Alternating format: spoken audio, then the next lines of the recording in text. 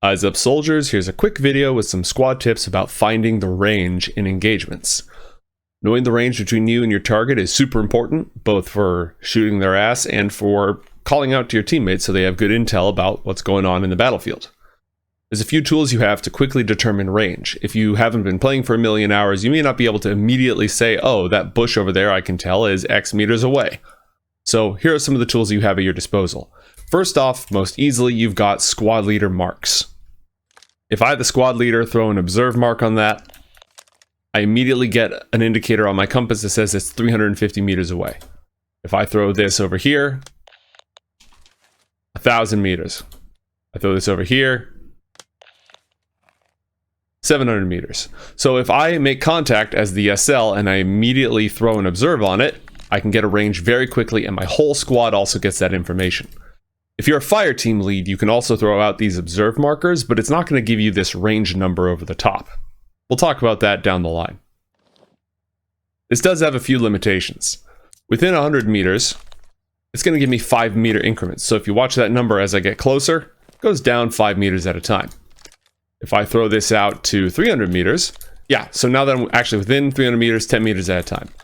If I throw it out beyond that, it's going to be 50 meter increments. So the farther out you are, the less accurate this is. Usually this isn't a huge problem. The difference between 700 and 600 meters, unless you're an AT, is, pretty close. Just keep an eye out on that. It's not without its restrictions. Other restrictions include the fact that if you're not the SL, or if the SL is busy, or if they're already using a mark, you can't have everything marked at once. So if you're trying to get the distance to some other infantry target, you're out of luck. So let's talk about some of your other tools. The next tool is the map grid. The map is divided into grid squares. These largest grid squares are 300 meters across. When you zoom in, the next layer of grid squares are 100 meters across. The smallest layer of grid squares are 33.3 meters across. You can use this to estimate range between you and a target, whether it's one of your own fire team lead markers or an enemy indicator. So if I look here, I can say that's about a grid square, so that's probably 100 meters out. And if I put somebody here, I can say, okay, they're within 100 meters because I got 3 of these smaller squares, so I know they're about 100 meters away. If they're out here, they're over a kilometer away. Unless you're a TOW or a mortar, you're probably safe distance.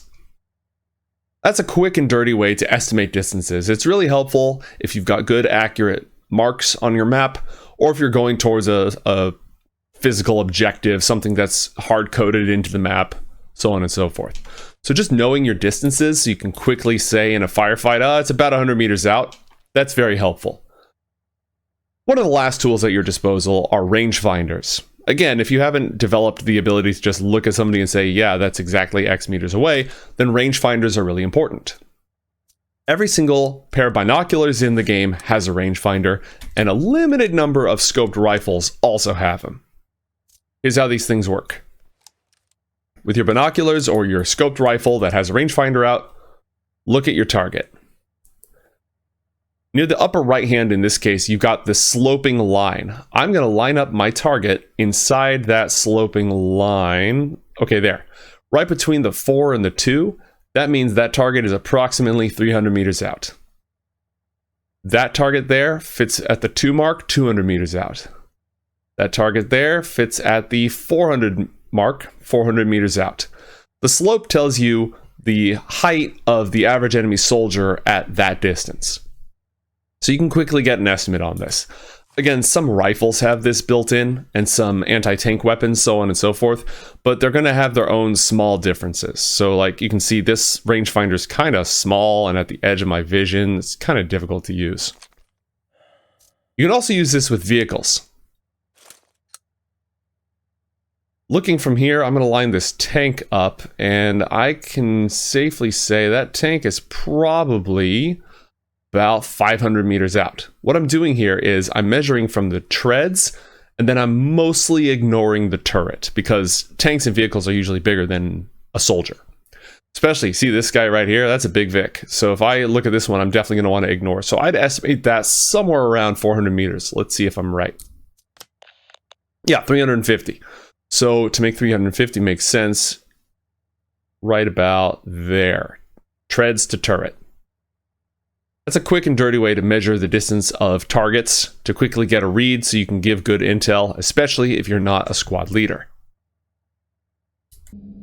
Now, certain vehicles in the game also include an onboard rangefinder, which is super helpful. Right now, I am in the UK, one of the UK main battle tanks, and you can see this green number at the bottom of my screen as I look around. It's going to give me meters to the target. This is incredibly helpful, especially combined with a ranging grid like this one. Different vehicles are going to have different rangefinders. Some of them look really strange. The Canadian tank has a bizarre rangefinder. But when you have something like this, you're always going to have a measurement to your target. So that's an easy way to do things.